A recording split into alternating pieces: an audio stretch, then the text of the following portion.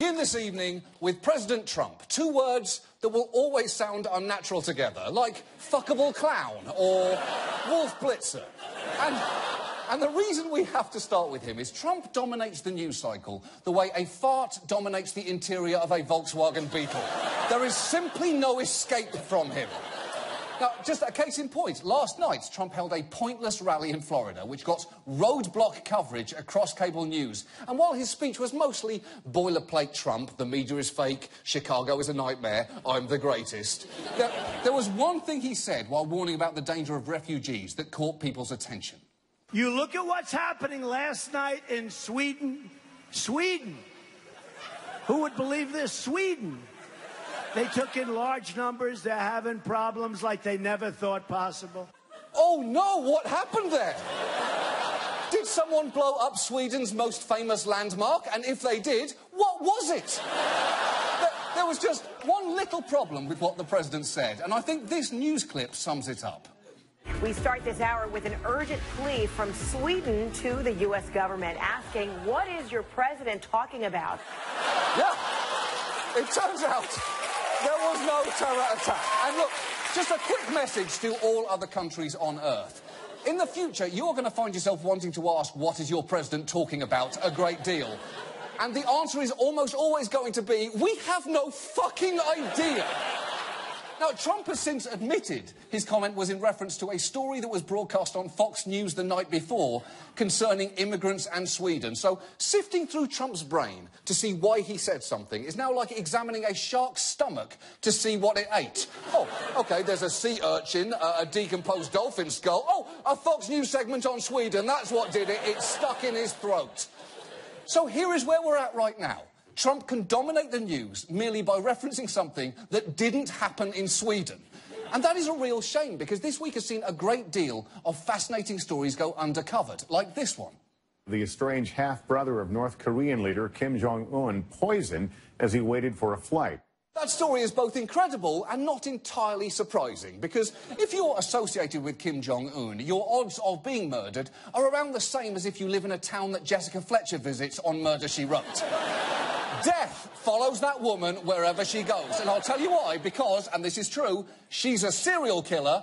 Hashtag Jessica Fletcher is a serial killer. But it wasn't so much who was killed that was surprising with this story, it was how. One of the two women accused of carrying out the hit now says she thought she was just taking part in a TV prank show. Police say the suspect claims she was paid to convince men to close their eyes, and she would spray them with water along with another woman as part of a gag. But with the last target, Kim Jong-nam, police believe the water was secretly replaced with deadly poison. Holy shit! That is a really harsh prank show. You're dead and you're a murderer. I got you. Well, actually, she got you and we got her, but still, you're double pranked. There is nothing that is not fascinating about that story, but it didn't get the attention it deserved. And the same is true of this incredible story that you probably missed from Florida. A Florida man behind bars this morning accused of plotting to blow up Target stores up and down the East Coast. According to the arresting documents, the 48-year-old offered someone $10,000 to put 10 bombs on the shelves inside Target stores, warning not to let the boxes bounce around or they would explode. His motive? Authorities say Barnett hoped the bombings would send Target stock prices plummeting so he could buy shares on the cheap. Magnificent. That story contains homemade explosives, a big box store, an idiotic get-rich-quick scheme, and felony charges. If it somehow also involved a snake on meth, you'd have full-on Florida bingo right there. And the stories don't stop there. You also missed the fact that British Prime Minister Theresa May went to see some children's Lego robot creations, and this is the face that she made. And if you're thinking, well, hold on, that's unfair, the camera just caught a split second there, she also made this face, and then this face. What is that ghastly monstrosity, street rat? Did you create it using your imagination? I thought we got rid of those after we Brexited. Scurry along, rat, scurry along. Last week tonight, I'm John Oliver. Thank you so much for joining us, and for the last time before the vote on Tuesday, we begin with the 2016 election. or as you may know it, of course Election Day is November 8th, the latest possible date the election could fall on. This must be the universe punishing us for all the masturbating we've done, and it was a lot, 2016. Now, the two candidates spent most of this week furiously campaigning. For Hillary Clinton, that meant calling in help from Beyoncé and Jay-Z, who she thanked by ruining one of his songs in front of him. Jay memorably said something we should all recall. Rosa Parks sat so Martin Luther could walk, and Martin Luther walked so Barack Obama could run, and Barack Obama ran so all the children could fly. Cool. I have to say, with that cadence, flow and swag, Hillary Clinton is truly the Hillary Clinton of rappers. Now, as for Donald Trump, the human equivalent of a clear plastic bag filled with cheeseburgers and Confederate flag belt buckles, he spent the week making a visible effort to restrain himself. Stay on point, Donald, stay on point. No sidetracks, Donald. Nice and easy, nice. Even Trump's inner monologue has the tone of a serial killer stalking his prey at a food court. Stay on point, they haven't seen you yet. Be nice and easy, you're just here for a Cinnabon. Nice. And just before we taped, there was breaking news regarding those new emails found on Anthony Weiner's computer that started a shitstorm last week. The FBI has apparently finished reviewing them and has said they warrant no new action against Hillary Clinton, which is a big deal, although watch Trump campaign manager Kellyanne Conway try to minimise it in truly incredible fashion. I don't believe that it's politically good or bad information for our campaign. We have not made this a centerpiece of our messaging. Seriously?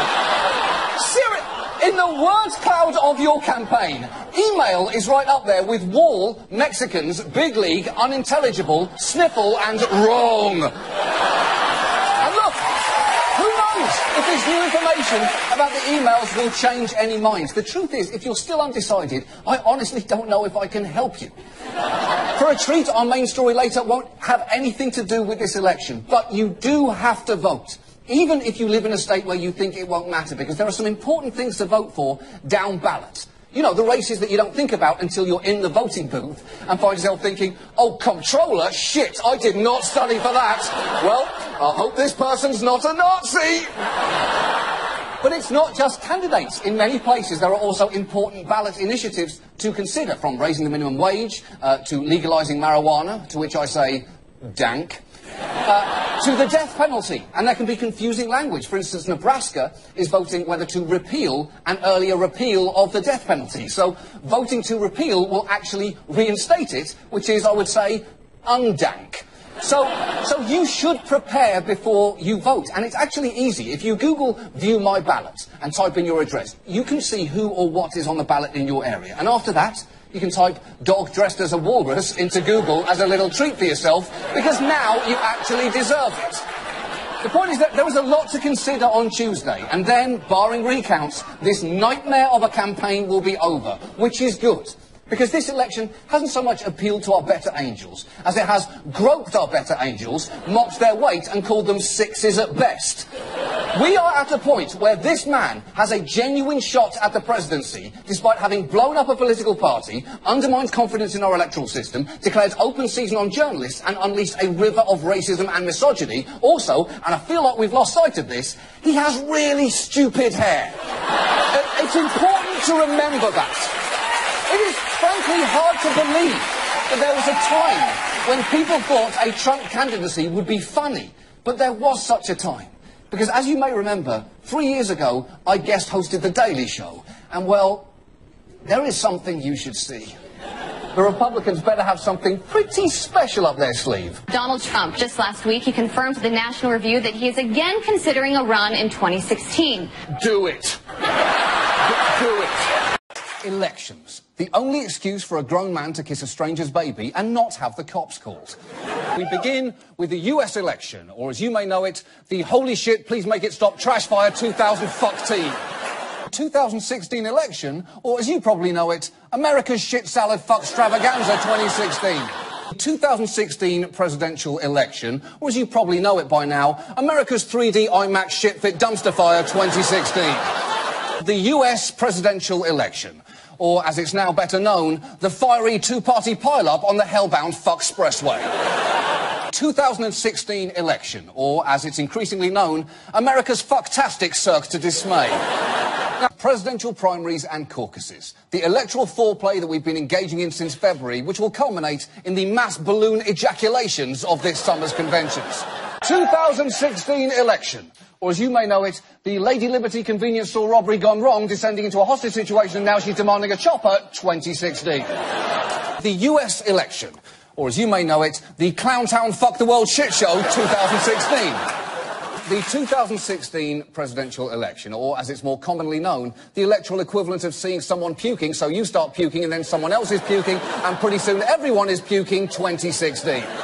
The 2016 election, or as it's better known, oh, I get it, we all died and this is hell and Satan has cursed us to live out this nightmare for all eternity, 2016.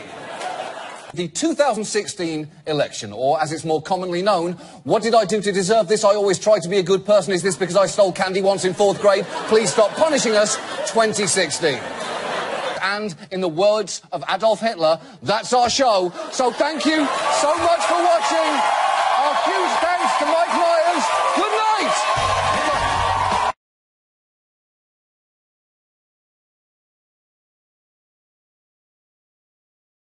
Do you profess your belief? I said, do you profess your belief tonight, brothers and sisters? Then there is only one thing left for us to do. Let's go. Vladimir Putin, the man most likely to be currently staring at a poster of a wolf while doing hammer curls. Vladimir Putin, the only man who misses the 80s more than David Lee Roth. Vladimir Putin. If Vladimir Putin leans in to whisper something in your ear, your best case scenario is that he's going to bite your ear off. That's the best thing that could happen to you in that particular circumstance. David Cameron, noted alleged swine fellatio enthusiast, David Cameron, Prime Minister of the UK, once put his dick in a dead pig's mouth. David Cameron was sucked and fucked by a Christmas ham. Is that better? Is that better? David Cameron received an unenthusiastic blowy from 1/3 of a BLT. Do you prefer that? Hillary Clinton. Can we talk about that new hairdo? No, we never, ever can. Hillary Clinton, the woman who exhibits either too much or too little of every human quality, depending on who you ask.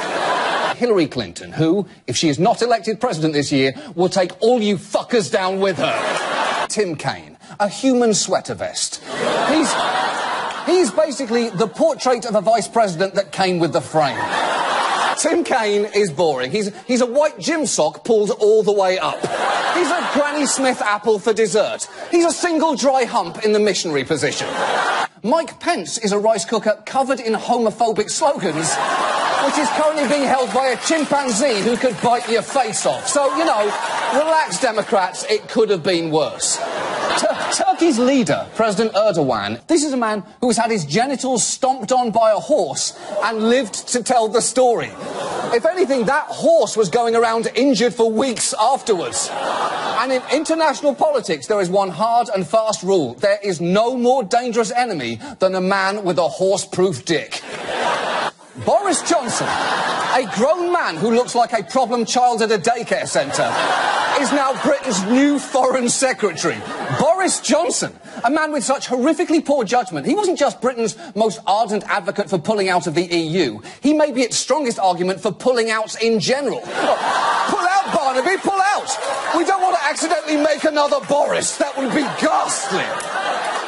Nigel Farage, leader of the UK Independence Party and 3-time cover model for Punchable Face magazine, and Boris Johnson, a shaved orangutan with Owen Wilson's hair. Former London Mayor Boris Johnson, a man with both the look and the economic insight of Bam Bam from the Flintstones.